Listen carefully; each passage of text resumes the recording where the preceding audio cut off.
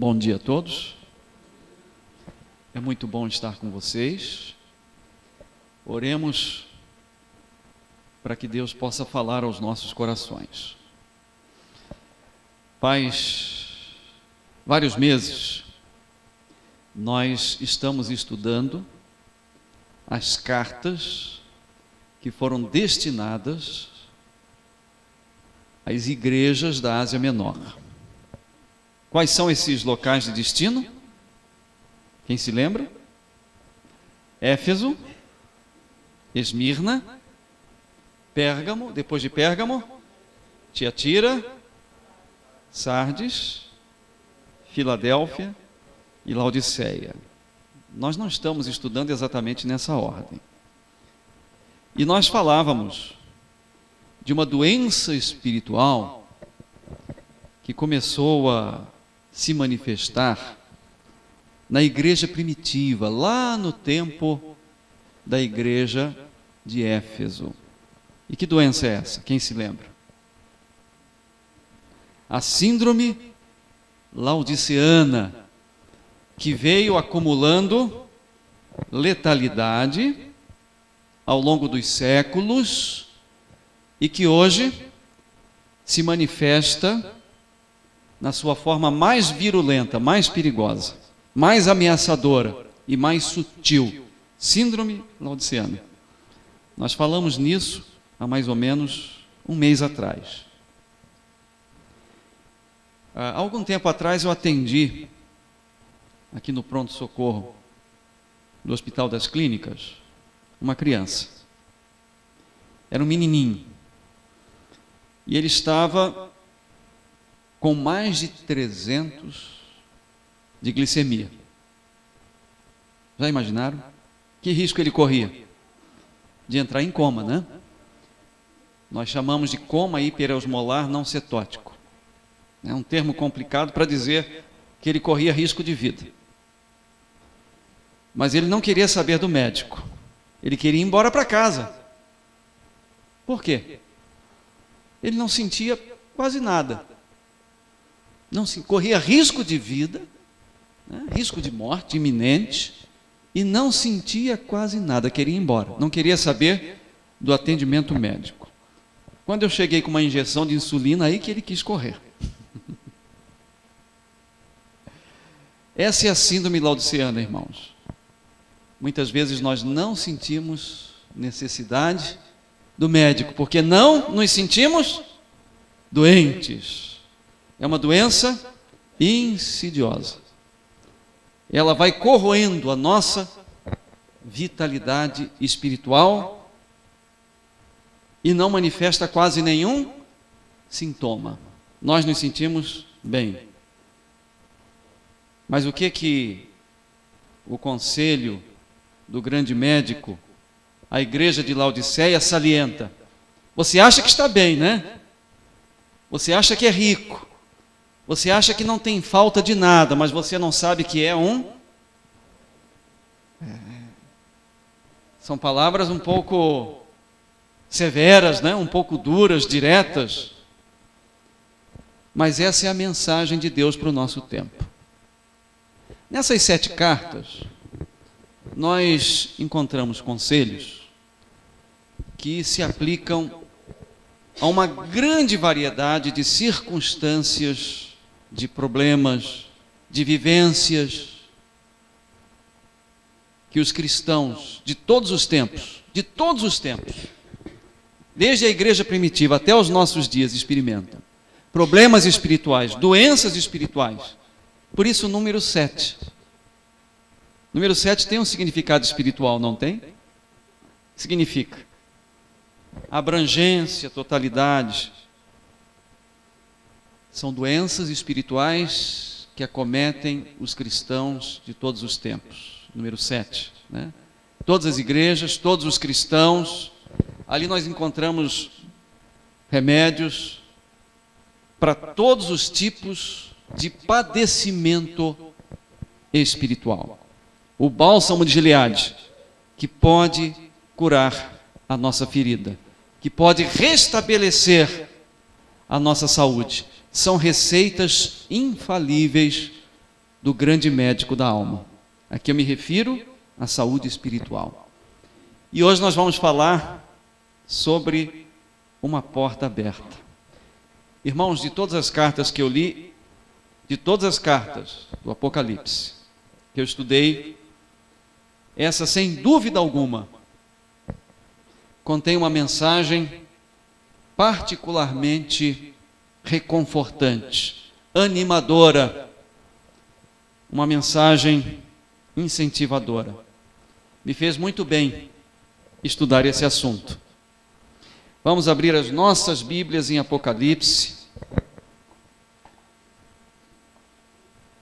Primeiro, lá no comecinho, para vocês lembrarem, porque nós temos feito nossos estudos a cada mês, a cada 2 meses, vale a pena a gente relembrar alguns conceitos.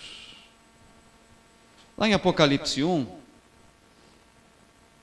no verso 4, nós encontramos a dedicatória de João. O livro do Apocalipse foi dedicado a quem? Apocalipse 1, verso 4. A quem? Às 7 igrejas que se encontram na Ásia. E quando que o livro foi escrito, do Apocalipse? Em que lugar? Na ilha de Patmos. João estava no exílio. E por que será que João foi exilado? Será que ele representava alguma ameaça à ordem, à lei vigente na época? Representava alguma ameaça ao Império Romano? Por que será que ele foi preso? Foi isolado dos seus amigos, dos seus parentes. Imaginem, com cerca de 100 anos, um velhinho, agora que precisava da sua família, né? Do apoio, do conforto.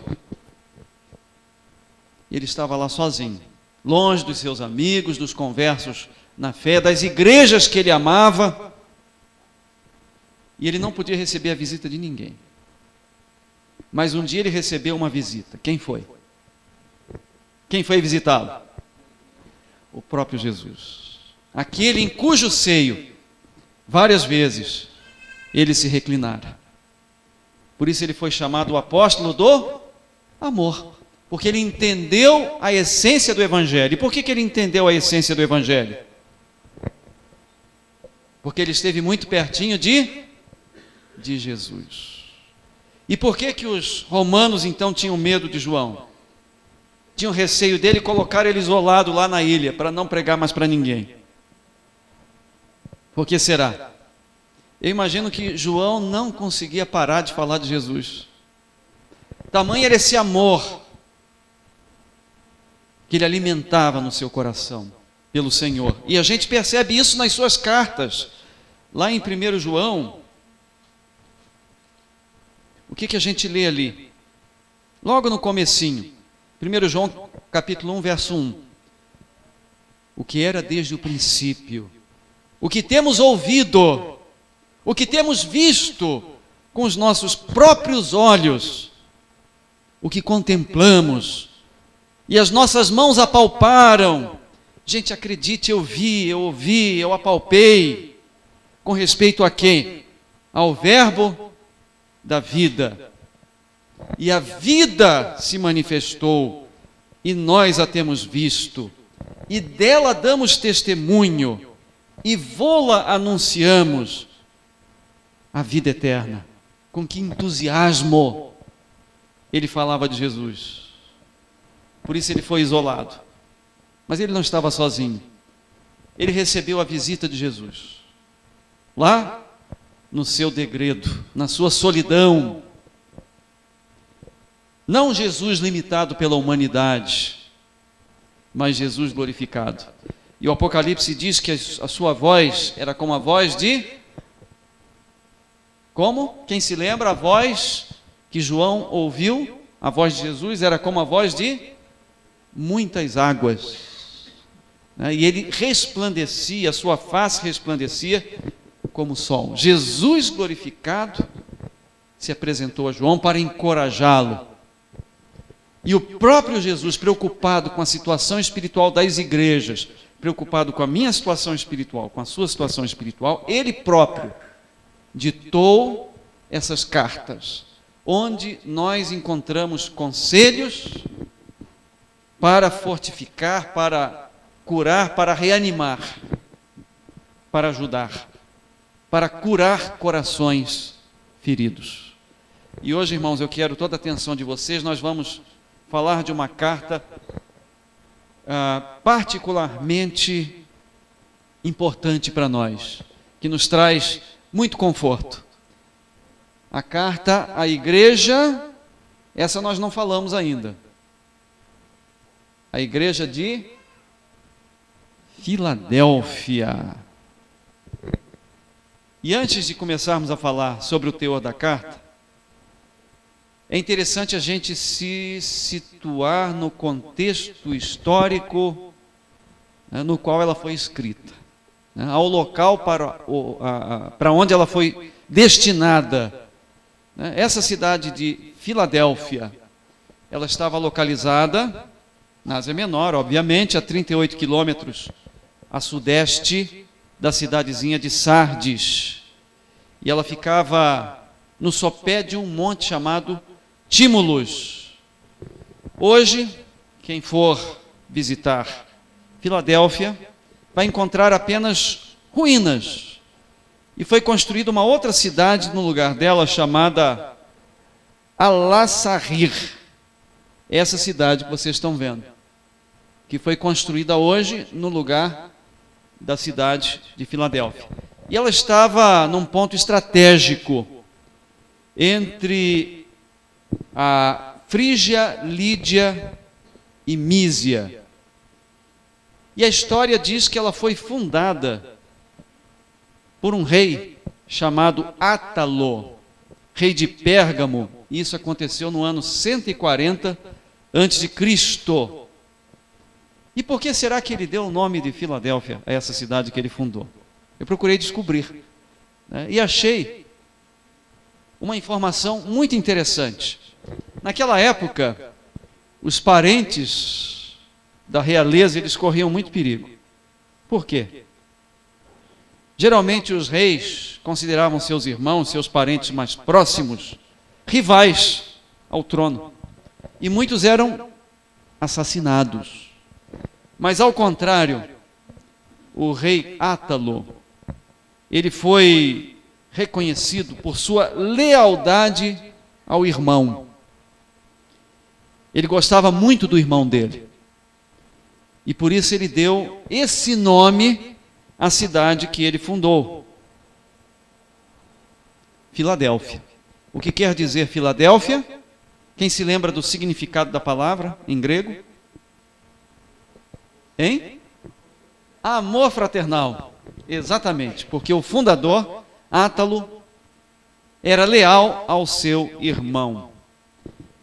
Lá pelo ano 17 da nossa era, um terremoto destruiu totalmente essa cidade. E ela foi reconstruída, muito mais bonita, por Tibério, pelo imperador Tibério. Tanto que ela foi descrita por alguns historiadores, ela ficou tão bonita, foi descrita como a nova ou a pequena Atenas. E era uma cidade rica, uma cidade próspera. E os cristãos daqui, eles não viviam numa cidadezinha do interior. Eles estavam cercados de templos pagãos, cercados de salões, de teatros, cercados pelo paganismo, pela influência pagã.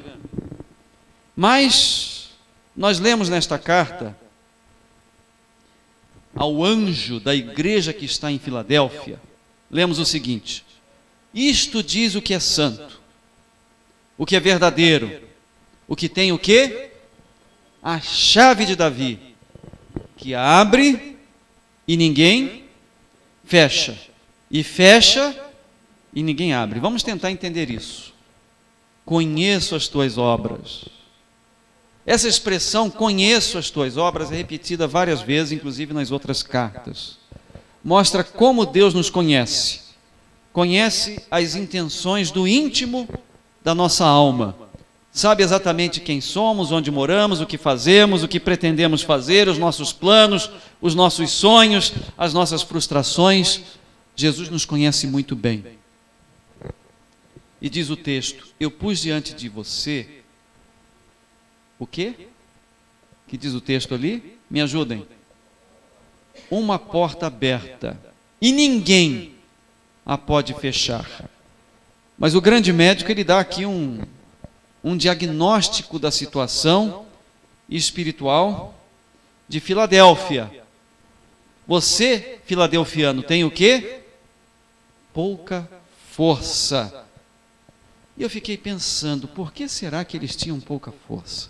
O que isso quer dizer? Eram poucos em número, talvez, mas cheguei à conclusão que essa igreja estava sendo acuada, estava sendo ameaçada, eles estavam vivenciando uma crise de segurança pessoal. Parece que eles estavam sendo intimidados por alguém. E a própria carta responde: eis que eu farei aos da sinagoga de Satanás, aos que se dizem judeus e não são, mas mente, eis que eu farei que venham e adorem prostrados aos teus pés e saibam o quê? Que eu te amo. Deus declarando que ama essa igreja. Essa declaração Deus fez a respeito de muitos fiéis do passado. Nós estudamos na lição de hoje que Deus declarou a respeito de Davi o quê? Hein?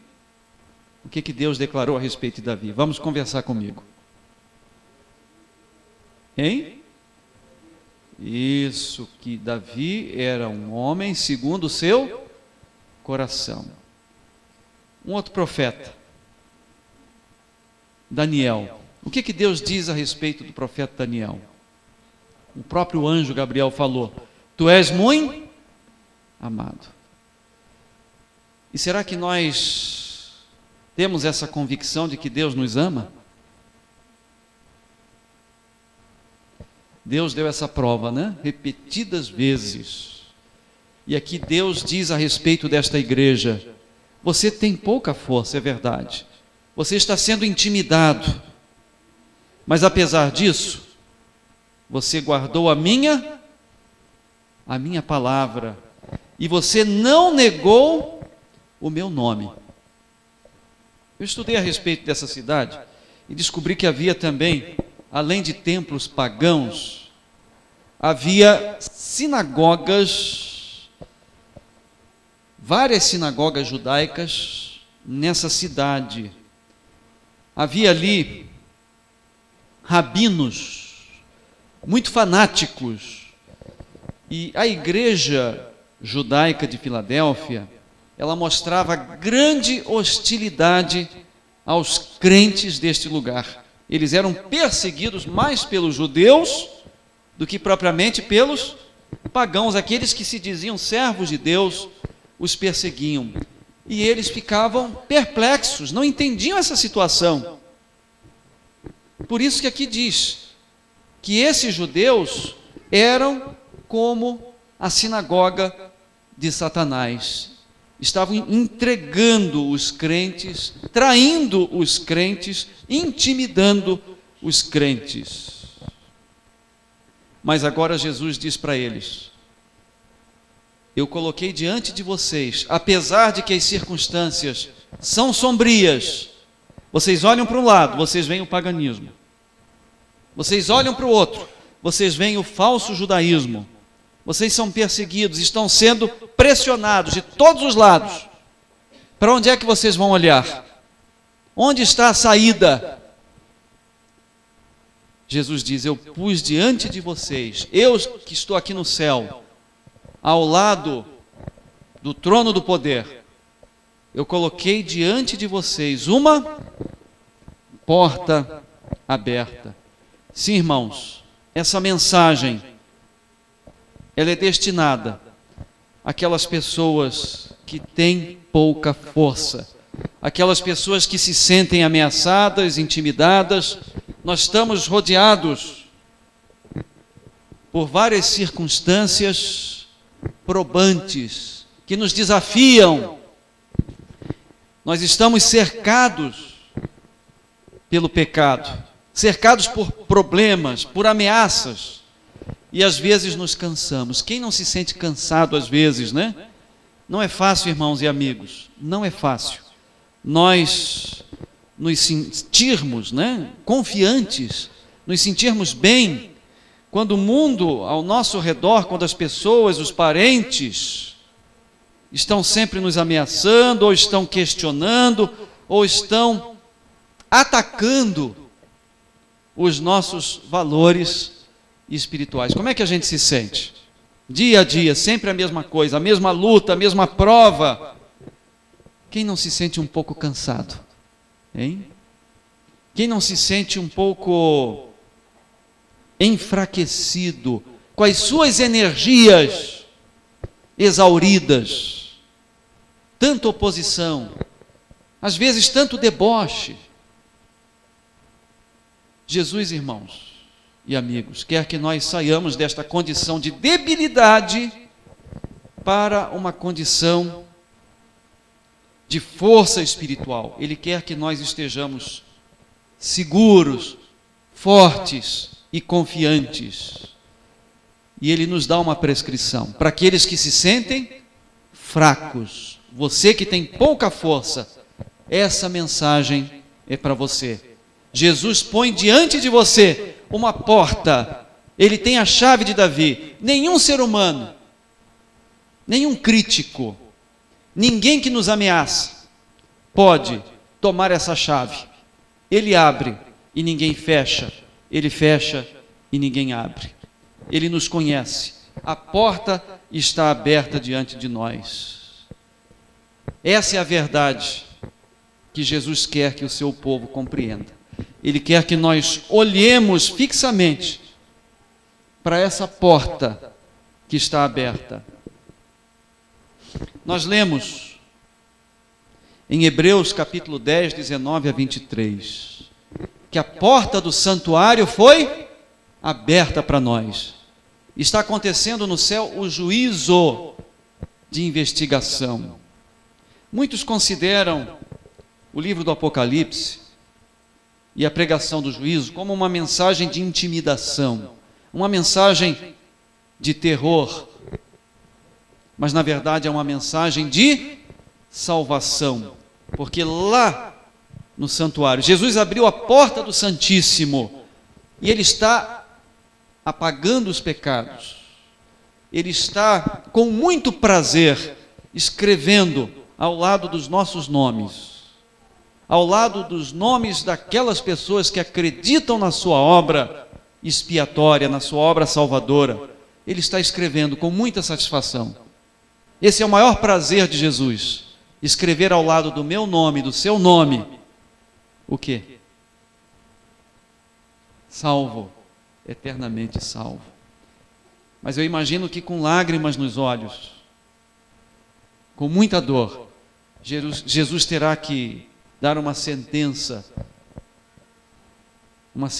de perdido, eternamente perdido para alguém, com muita dor, com muita tristeza. Mas Ele abriu para nós um vivo caminho, um novo caminho que não havia antes. Ele nos consagrou, está escrito ali, pelo véu, isto é, pela sua própria carne, Ele nos garantiu esse vivo caminho. A porta se abriu, eu pus diante de você uma porta aberta, um grande sacerdote sobre a casa de Deus. E já que a porta está aberta, o caminho foi consagrado pelas pisadas de Jesus, pelo seu próprio sangue. Cheguemo-nos com verdadeiro coração, inteira certeza de fé. Cheguemos com confiança, diz o outro texto, junto ao trono da graça, em tempo oportuno. E aqui acrescenta, tendo os corações purificados de quê? Da má consciência. Temos que deixar de lado tudo aquilo que a gente sabe que é errado, que é pecaminoso. estar dispostos a abandonar tudo aquilo que a gente sabe, que a nossa consciência diz, isso aqui está errado. E ao mesmo tempo, temos que fazer tudo aquilo que a gente sabe que é certo. Deixar o que nós sabemos que é errado e fazer aquilo que a gente sabe que é certo. Isso que significa purificar o nosso coração da má consciência. É o autocontrole que Deus nos dá para a gente não fazer as coisas que sabe são prejudiciais e força de vontade para fazer as coisas que a gente sabe são certas. E aqui diz, cheguemos a Deus com essa disposição. Não temos força para abandonar o pecado. Não temos força para fazer as coisas certas. Mas se nós chegarmos diante de Deus, Ele nos dará essa graça. E aqui diz, purificados da má consciência, o corpo lavado com água limpa, retenhamos firmes a confissão da nossa esperança, porque fiel é aquele que prometeu. Não devemos, irmãos, ficar só olhando para os problemas, só olhando para as barreiras que o inimigo coloca na nossa frente, que os críticos muitas vezes fazem, mas devemos olhar para essa porta aberta. Deus está criando, sim, com certeza, uma solução em algum lugar. E nós precisamos estar dispostos a procurar essa solução, essa porta aberta. Às vezes, nós estamos tão preocupados com o problema que perdemos de vista o quê? A solução que Deus nos garantiu, nos prometeu. E esta, irmãos, é uma mensagem para as pessoas cuja fé está enfraquecida e cuja confiança está o quê? Abalada.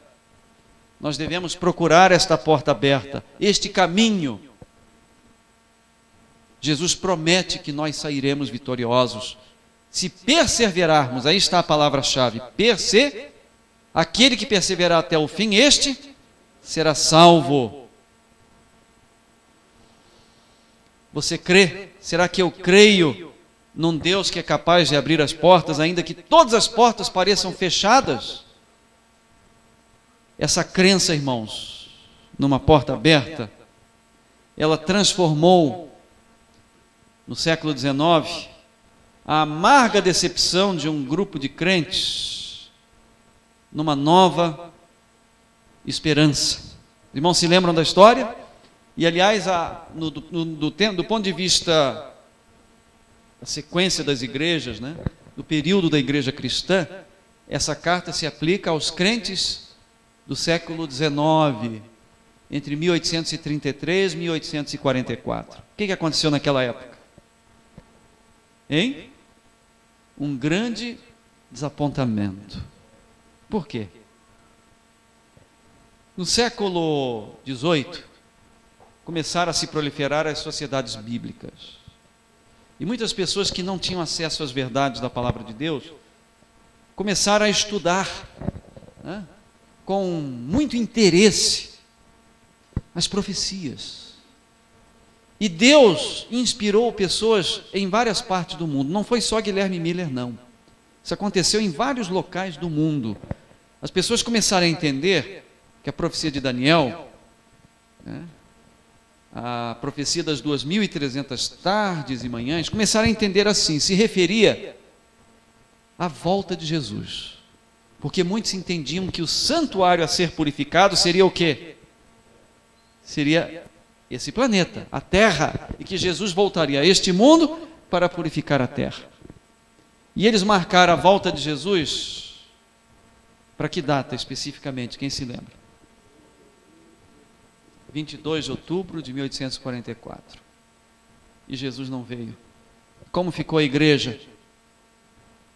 Completamente enfraquecida, né, frustrada, desapontada, desanimada. Foi o grande desapontamento em 1844.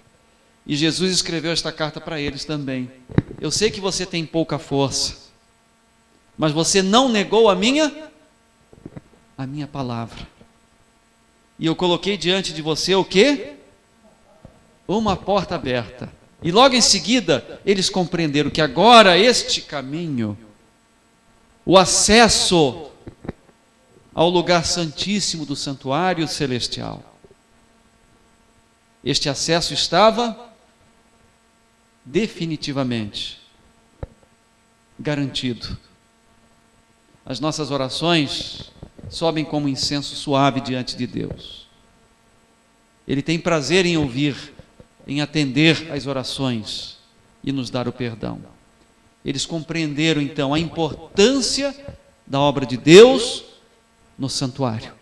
Enquanto não compreendermos esta obra que está sendo realizada em prol da nossa cura, em prol da nossa salvação, em prol da solução definitiva dos nossos problemas, aquilo que nos amarra a esse mundo, que nos amarra, que nos prende, que nos escraviza ao pecado. Essa obra está sendo realizada pela nossa libertação. E eles compreenderam isso. Davi só entendeu a profundidade das verdades divinas quando ele entrou no santuário. Ele estava muito perplexo. Ele não entendia a prosperidade dos maus. Muitas vezes Deus parecia um pouco injusto. Por que será que as pessoas boas sofrem? E por que será que os maus prosperam? Davi não entendia isso. Até que ele entrou no santuário de Deus e atinou com o fim. Ele compreendeu o que ia acontecer lá no futuro com os ímpios. O julgamento justo de Deus. Parece que há muita injustiça neste mundo, né? Mas não devemos nos afligir por causa das injustiças, porque elas logo, por causa da corrupção, por causa do mal que predomina, logo tudo isso vai acabar. Logo tudo isso vai chegar ao fim. E Deus vai estabelecer um reino de absoluta justiça, onde vai reinar a justiça, a paz e o amor. Mas nós só vamos entender isso se através dessa porta, essa porta que se abriu para os crentes de 1844, se nós entrarmos no santuário e entendermos essa obra maravilhosa que Jesus está fazendo em nosso favor, não pela condenação, é um juízo justo, é um julgamento justo. Muitas vezes neste mundo ocorrem julgamentos injustos. Os juízes são subornados, tudo pelo dinheiro. Não é assim que acontece nesse mundo? Mas lá no reino eterno isso não acontece. Ninguém é subornado. Está acontecendo um julgamento justo. Podemos estar tranquilos. E se nós contratarmos Jesus como nosso advogado, está escrito: se alguém pecar, não pequeis, filhinhos, mas se alguém pecar, nós temos um advogado, que está lá no lugar santíssimo, intercedendo em nosso favor. E para concluir, eu quero ler com vocês, Desejado de Todas as Nações, 249.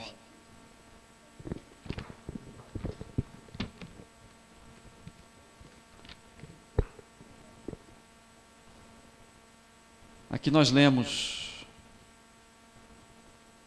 que os discípulos estavam no lago tentando pescar alguma coisa para suprir suas necessidades.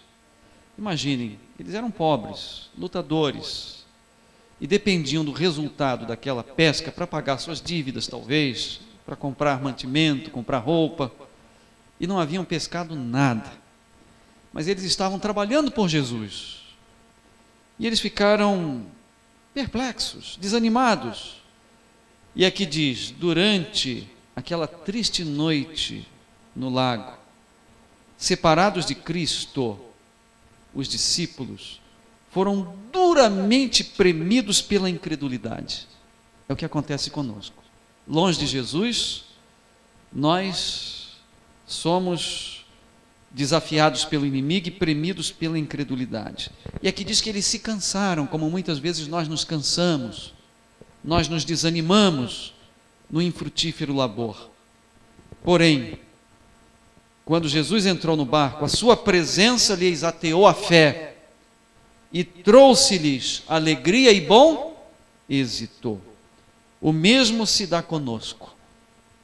Separados de Cristo, o nosso trabalho, mesmo o trabalho espiritual, não dá nenhum resultado. Sem Cristo, o nosso trabalho é infrutífero.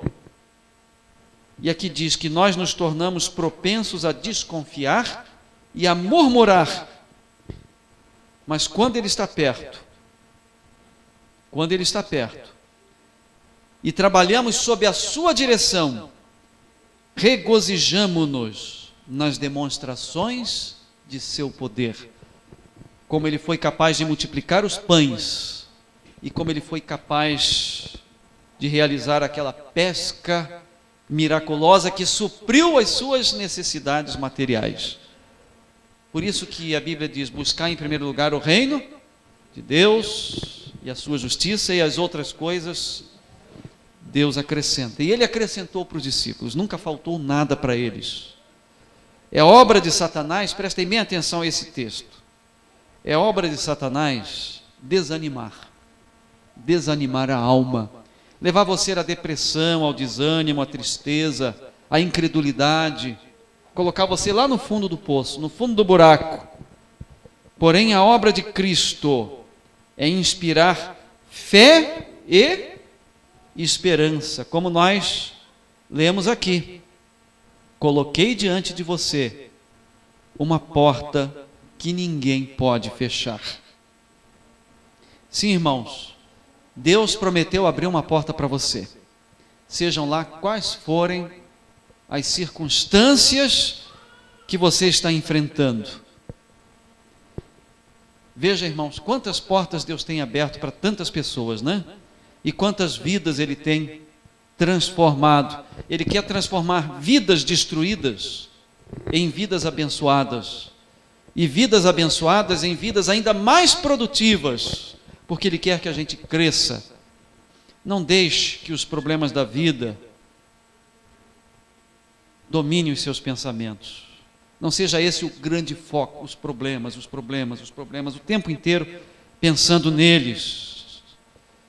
Eu quero convidar vocês a colocarem a sua confiança no Deus da porta aberta, daquele para quem nada é impossível, aquele Deus que pode solucionar todos os nossos problemas, porque Ele está muito acima disso. Que nós possamos colocar a nossa confiança nele. Ele nos conhece e Ele nos ama. Amém?